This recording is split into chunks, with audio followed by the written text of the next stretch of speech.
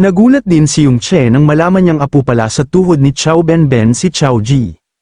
Naalala niya ang kanyang matandang kaibigan at napuno ng lungkot ang kanyang mga mata.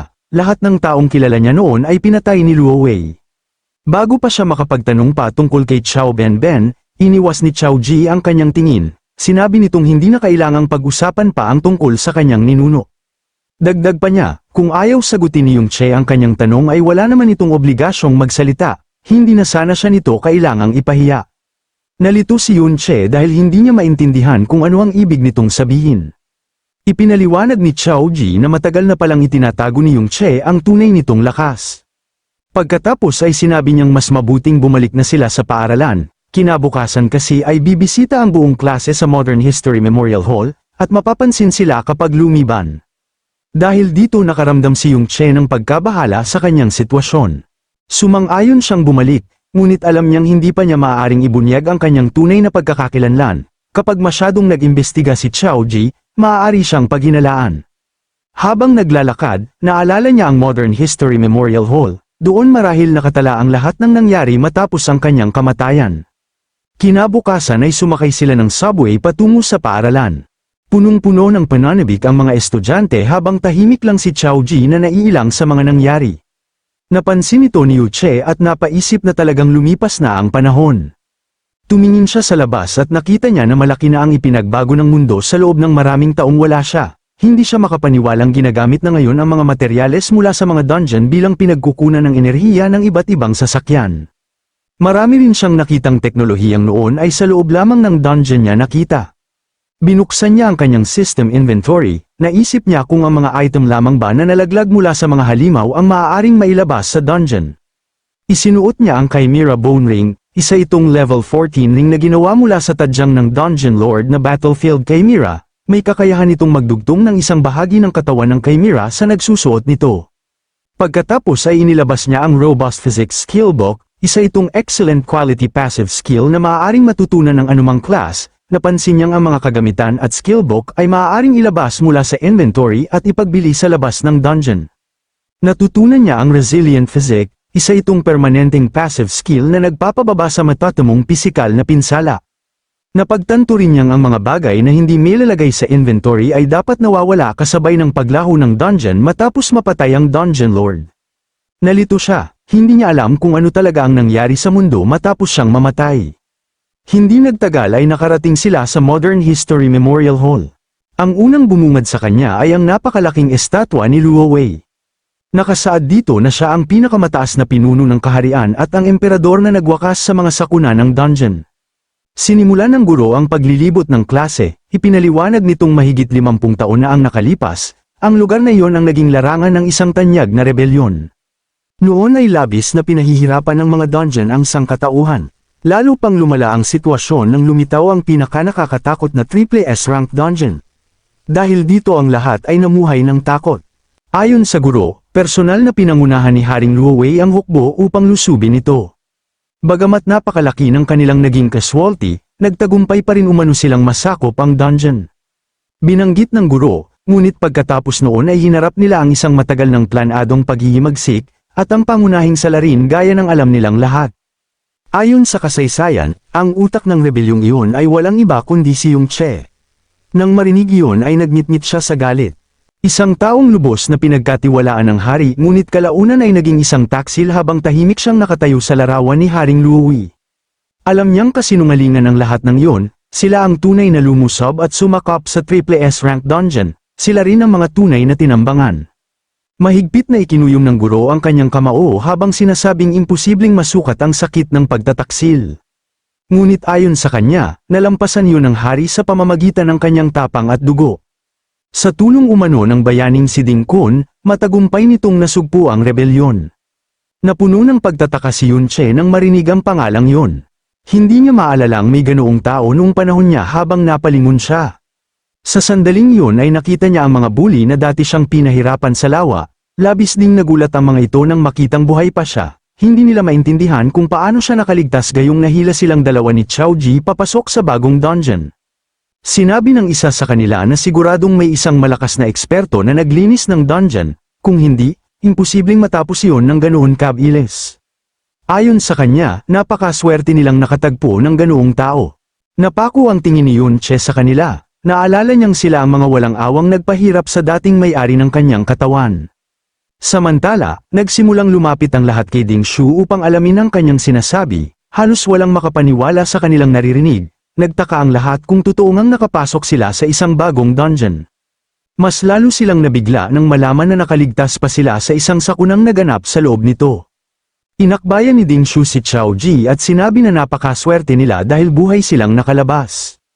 Pagkatapos ay bumulong siya at isiniwalat na muntik na rin silang mahayla papasok sa dungeon noong araw na yun. Humingi siya ng kabayaran at tinanong kung paano nila balak bayaran ang utang na yun. Nagpanik si Chao Ji at iginiit na kasalanan yun ni Ding Shu. Binyantaan pa niya itong isusumbong dahil muntik na nitong ikapahamak at ikamatay nila ni Yung Che. Hinawakan ni Ding Shu ang ulo ni Chao Ji at tinanong kung ano ba ang laman ng isip nito. Napagtanto niyang wala itong ideya sa tunay na sitwasyon. Itinuro niya ang estatwang nasa kanilang harapan at sinabing pagmasdan nito ang ninuno nitong si Chao En, na nakaluhod habang tinatapakan ng bayani. Ipinaliwanag niyang si Chao En ang itinuring na taksil sa kasaysayan, at si Chao Ji ang inapo nito. Pagkatapos ay mapanuyang nagtanong si Ding Shu kung talagang naniniwala itong may kakampi pa sa kanya. Malakas na sumigaw si Ding Shu at sinabi na maaari siyang insultuhan ni Chao Ji, ngunit hindi nito maaaring lapastanganin ang kanyang ninuno. Natulala si Chao Ji sa nangyari, unti-unting nagsimulang magtipon ang mga estudyante, alam nilang ang lolo ni Ding Shu ay walang iba kundi ang bayaning si Ding Kun. Nang marinig yun, nagninggas sa galit ang mga mata ni Yung Che. Napansin ng mga estudyante na si Chao Ji pala ang inapo ni Chao En, para sa kanila, isa siyang inapo ng isang taksil, sa kanilang pananaw, ang pag-insulto sa isang bayani ay tila pagbabaligtad sa tama at mali. Naalala nila ang mga kwento na nagsasabing maraming tao ang pinatay ni Chao En, at kung hindi raw dahil kay Ding Kun, mas marami pa sanang nasawi habang nabahala si Chao Ji sa mga nangyayari. Nagkunwaring biktima si Ding Shu at sinabing wala siyang pakialam kung ano ang sabihin ni Chao Ji tungkol sa kanya kapag nakatalikod siya, ngunit hindi niya hahayaang bastyusan ang kanyang ninuno sa harap niya. Lumapit ang guro kay Chao Ji at sinabi, palaging patas ang isang guro, kaya hayaan siya ang magsalita ng may katarungan. Pagkatapos ipinatong ang kamay sa balikat nito, at inutusan siyang humingi ng tawad. Ipinaalala rin niyang noon pa man ay pinatawad na ng bayani ang pamilya ni Chao Ji, kahit wala raw itong utang na loob, wala pa rin itong karapatang siraan ang isang bayani. Matapos sabihin yun ay umalis ang guro habang naiwan si Chao Ji na naguguluhan sa mga nangyayari. Ngumiti si Ding Shu, ipinatong ang kamay sa ulo ni Chao Ji, at sinabing kung bugbugin man niya ito sa harap ng lahat, palalakpakan pa siya ng mga tao. Walang tutulong sa isang asong masama na pinaparusahan, at ayon sa kanya, si Chao Ji ang pinakakinamumuhiang aso sa lahat. Hinablat niya ito sa buhok at nagtanong kung naniniwala ba talaga itong maaaring magkamali ang isang inapo ng bayani. Inihanda na niyang suntukin si Chao Ji, ngunit sa mismong sandaling iyon, isang malakas na sipa ang tumama sa kanyang mukha at bumagsak siya sa sahig. Nanlaki ang mga mata ni Chao Ji sa pagkagulat, si Yung Che ang sumipa sa kanya, nag-aapoy sa galit ang kanyang mga mata habang malamig niyang sinabi, kung hindi kayang disiplinahin ng pamilya ng isang bayani ang kanilang mga anak, siya na ang gagawa. Agad na inilabas ng mga estudyante ang kanilang mga telepono at nagsimulang mag-record, hindi sila makapaniwalang si Yung Che yun. Ayon sa kanila, tila ibang tao na ang kanyang kilos, hindi nila maisip na nagawa nitong saktan si Ding Shu. Para sa kanila, nababaliw na si Yung Che, nagulat siya sa mga salitang binitiwan nito, tila sinusubukan nitong insultuhan ang pamilya ng bayani. Habang naalala nilang level 5 lamang siya at siya pa ang pinakamahinang estudyante sa kanilang klase, nagtaka sila kung ano ang nangyari upang magkaroon siya ng lakas ng loob na kalabanin si Ding Shu. Wala siyang mga magulang at palaging malungkot kaya wala rin siyang mga kaibigan. Sa isip nila, tuluyan na siyang nawala ng katinoan. Nang marinig yun napangiti si Ding Shu habang pinunasan ang dugo sa kanyang pisngi at sinabi na si Yung Che ay isa lamang punching bag na dapat magpasalamat dahil hindi pa siya nito pinagtutuunan ng pansin, hindi siya makapaniwalang nagawa pa rin siyang atakihin nito. Kasabay ng kanyang mga kaibigan, sabay-sabay silang sumugod kay Yung Che. Agad naghanda si Yung Che at kumilos siya na parang kidlat, isa-isa niyang iniwasan ang kanilang mga pag-atake at tinamaan sila bago pa man sila makapag-react. Napaluhod si Ding Shu habang dumudura ng dugo, napabulong-bulungan ang mga estudyante, kung ano ang nangyayari. Samantala, hindi makapaniwala si Ding Shu sa bilis ni Yung Che at nagawa siyang patumbahin. Habang nalilito ang ibang estudyante, hindi nila maintindihan kung paano muling natalo si Ding Shu ng ganoon kadali, naisip pa nilang baka mahina lang talaga ito. Nabigla siya nang marinig ang mga ito, dahil dito, nagngit-ngit siya sa galit, hindi niya matanggap na ang isang level 5 support class na itinuturing niyang basura ay bigla na lamang naging mas malakas kaysa sa kanya. Agad niyang ginamit ang skill na Hell, na nagpapataas ng kanyang attack power ng 25%. Pagkatapos ay inilabas niya ang Fireforged Hammer, na nagbibigay ng 314 na attack power. Inisip niyang maswerte lamang ang unang pagkakataon kaya muli siyang sumugod. Ngunit mabilis na umiwas si Yung Che, sinamantala niya ang pagbukas ng depensa ni Ding Shu at malakas itong sinuntok sa panga. Ginagamit niya ang Trick Blade, na nagpapataas ng kanyang attack power ng 80%. Nagulat si Ding Shu, na imposibleng mangyari, sinundan yun ni Yung Che ng isang malakas na sipa na nagpabagsak sa kanya sa sahig. Dumating ang isang gwardya, na patanong kung ano ang nangyayari. Nakita nilang nakatapak si Yung Che sa katawan ni Ding Shu na parang wala ng malay kaya agad silang nagtanong kung may healer sa paligid. Hindi pa rin makapaniwala ang mga estudyante sa bilis ni Yung Che, naalala nilang level 5 lamang ito. Maging ang blondeng babae at ang kanyang kaibigan ay natulala sa kanilang nasaksihan.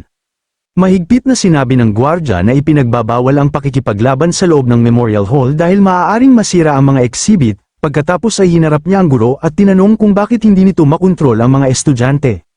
Lumakad ang guro patungo kay Yung Che, sinabi niyang hindi lamang nito nilapastangan ang isang bayani, kundi sinaktan pa nito ang inapo nito.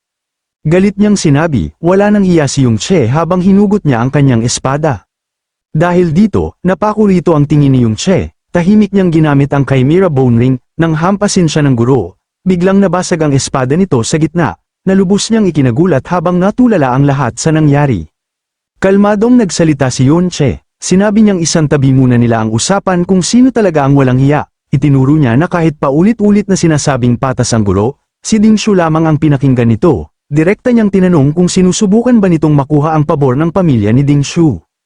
Mariing sinabi ng guro na tumigil siya sa pagsasalita ng walang katuturan. Ngunit agad ding napunta ang tingin nito sa singsing ni Yung Che, nagtaka siya kung anong klaseng kagamitan yon, bagamat hindi niya ginamit ang buong lakas niya, nagawa pa rin itong pigilan ang kanyang pag-atake. Habang unti-unting lumalabas ang kanyang malakas na aura, ngumiti lamang si Yung Che. Sinabi niyang biro lamang ang kanyang sinabi at hindi naman niya talaga iniisip na ganoong klaseng tao ang guro. Lalong nagulat ang mga estudyante, hindi nila akalaing nagawa pa ni Yung Che na harangin ang pag-atake ng isang guro. Samantala, nangako ang guro na magsasagawa siya ng masusing investigasyon tungkol sa insidenteng yun, ngunit, hindi rin niya mapigil ang isipin kung saan nakuha ni Yung Che ang ganoong klaseng kagamitan at kung may makapangyarihan ba itong taga-suporta. Ang suot ni Yung Che ay ang Chimera Bone Ring. Bagamat epic quality ito, nagkaroon na ito ng 37% durability damage, isa lamang itong kagamitan mula sa isang level 21 Dungeon Lord, kaya halos lampas na sa limitasyon nito ang pagsalo sa pag-atake ng isang level 35 na guro. Humiling si Yung Che na palabasin na lamang sila ni Xiao Ji sa Memorial Hall bilang kaparusahan, dahil dito, agad siyang umalis habang inaakay si Xiao Ji palabas, samantala, nanatiling gulat ang guro sa mga pangyayaring nasaksihan niya. Agad namang tumayo si Xiao Ji at tahimik na sumunod sa kanya, litong-lito pa rin sa lahat ng nangyari, hindi pa rin makapaniwala ang mga estudyante na nagawa ni Yung Che na pigilan ang pag-atake ng kanilang guro, sa isip nila, imposible yun para sa isang ordinaryong estudyante. Samantala, inutusan ng guro ang iba pang estudyante na gamutin si Ding Shu. Habang nangyayari yun, tahimik na umalis sina Yung Che at Xiao Ji sa gusali. Nalungkot si Yung Che, hindi niya akalaing wala pala talagang nakaligtas sa kanyang mga dating kasama, maging si Ben Ben ay matagal nang napatay ng tinatawag na bayani. Napatingin siya kay Xiao Ji, alam niyang kung tatanungin niya ito ngayon, sasagot ito ng walang pag-aalinlangan. Bahagya siyang umubo bago nagsalita, hindi masyadong maganda ang alam niya sa kasaysayan, maaari ba niyang ikwento sa kanya ang tunay na ginawa ng bayaning yun? Kinabahan si Xiao Ji nang mabanggit ang pangalan ni Ding Kun. Sinabi niyang kung tama ang kanyang pagkakaalala. Natuklasan umano ng bayaning si Ding Kun ang sabuatan ng dakilang kontrabidang si Yung Che bago pa man ito may sakatuparan. Ikinwento niyang naghanda raw si Ding Kun ng isang pananambang malapit sa Triple S rank dungeon upang magbigay ng suporta. Dahil dito, tuluyan umanong nasupil ang rebelyon. Bahagyang nagulat si Yung Che sa kanyang narinig. Naalala niya ang kanyang nakaraang buhay at ang araw na sila mismo ang tinambangan. Isa-isa nilang pinatay ang kanyang mga kasamahan habang nasasaksihan niya ang lahat ng nangyayari. Nagpatuloy si Chao Ji at sinabing mula pa noong bata si Ding Kun ay pangarap na nitong wakasan ang krisis ng mga dungeon, dahil dito, walang tigil itong nagsanay. Matapos siyang itaguyod ng hari, naglakbay siya sa iba't ibang panig ng bansa sa loob ng maraming taon upang iligtas ang mga tao sa iba't ibang sakuna, kabilang na ang tanyag na Great Cataclysm of Winterfell City. Tahimik na yumuko si Yunche at napaisip, muling sumagi sa kanyang isipan ang alaala ng kanyang dating sarili na nakatayo sa ibabaw ng bundok ng mga bangkay. May lungkot sa kanyang mukha habang nagtatanong siya tungkol sa espadang hawak ng estatwa ng bayani. Ipinaliwanag ni Chao Ji na yun ang Flowing Cloud Sword. Ayon sa kasaysayan, yun umano ang espadang ginamit ni Ding Kun upang patayin ang taksil na si Yunche. Isa rin daw yun sa pinakamahusay na kagamitan sa buong kaharian. Biglang nagliyab sa galit ang mga mata ni Yunche, hindi lamang pala ninakaw ng mga ito ang kanyang karangalan at mga nagawa, kundi pati na rin ang kanyang sariling espada. Sa sandaling yun, nagpasya siyang ang unang papatayin niya ay si Ding Kun. Sa labas ng tahanan ng pamilya Ding Kun, maraming mataas ang antas na mandirigma ang nagbabantay. Biglang nagningning ang mga mata ng isa sa kanila nang may mapansin siyang kakaiba. Sa di kalayuan ay nakita niyang pumasok sina Yunche at Chao Ji sa isang makitid na eskinita. Ngunit hindi niya ito gaanong pinansin dahil inakala niyang dumaraan lamang ang dalawa. Napansin ni Yunche ang pagiging mapagmatsyag ng gwardya, naisip niyang marahil ay isa itong vagabond na may scout skill. Sa pagkabahala, iminungkahi ni Chao Ji na umalis na lamang sila. Ayon sa kanya, napakaraming gwardya sa paligid, kahit makalusot pa sila sa loob. Kapag bumalik si Ding Shu ay siguradong katapusan na nila. Bagamat gusto ni Yunche na patayin agad si Ding Kun, alam niyang imposible pa yun sa ngayon. Ayon kay Chao Ji na halos buong oras ay nasa isang mataas na antas na dungeon si Ding Kun, hindi na tulad ng dati sa nakaraang buhay, hindi na maaaring basta-basta pumasok at lumabas ng mga dungeon. Ang lahat ng high-level dungeon ay mahigpit na binabantayan ng hukbo at kinakailangan ng espesyal na permiso upang makapasok. Ngunit sigurado si Yunche na may ganoong permiso ang pamilya Ding Shu.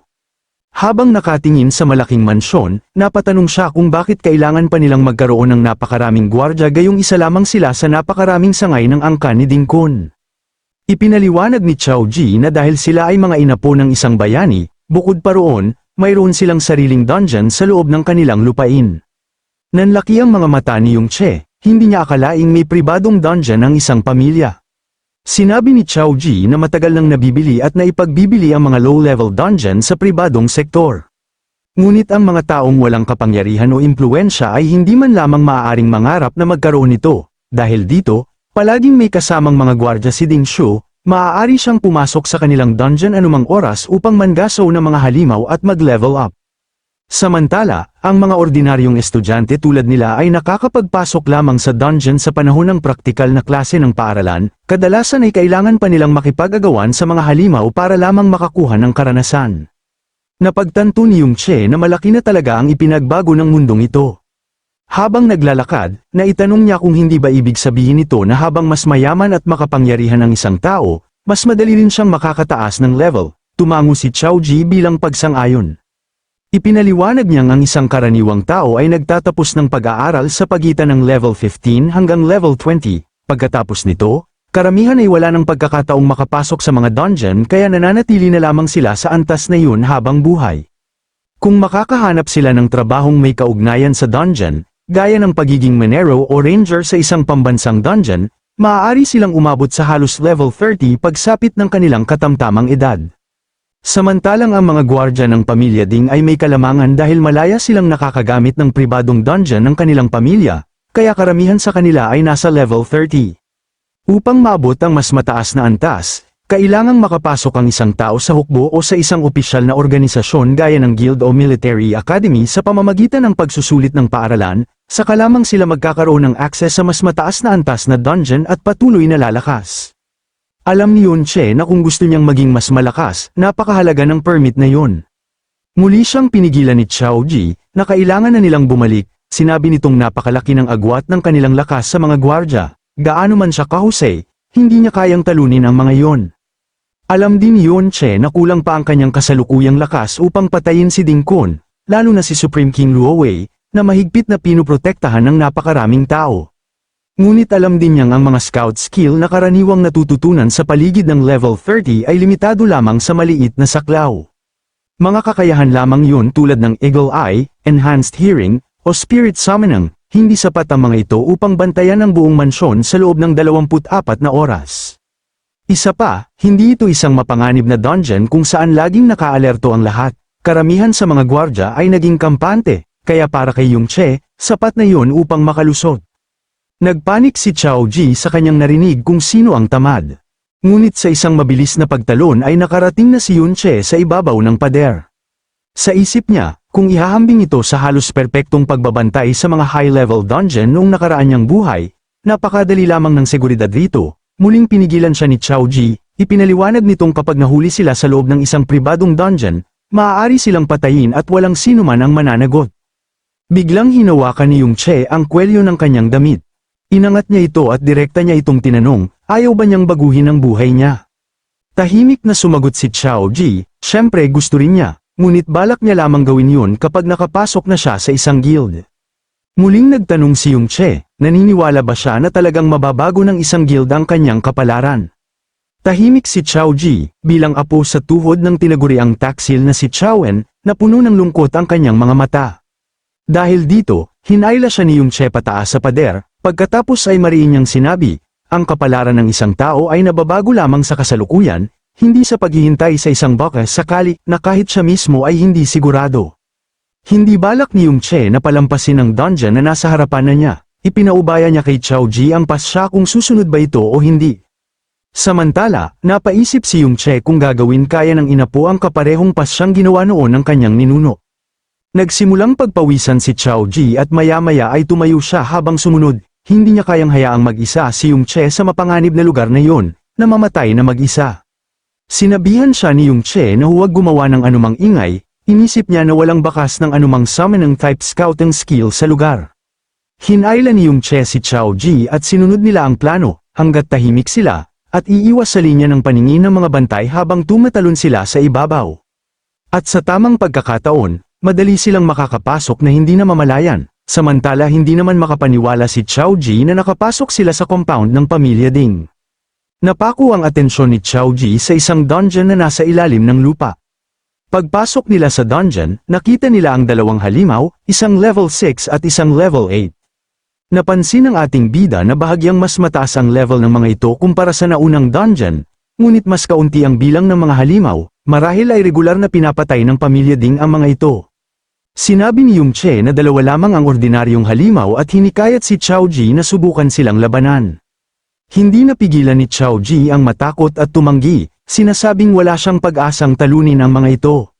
Ngunit pinilit siya ni Yung Che na lumaban, nang umatake ang mga halimaw, agad niyang ipinatawag ang kanyang kalasag upang depensahan ang sarili, hindi pa rin siya makapaniwalang nagtitiwala si Yung Che na kaya niyang manalo.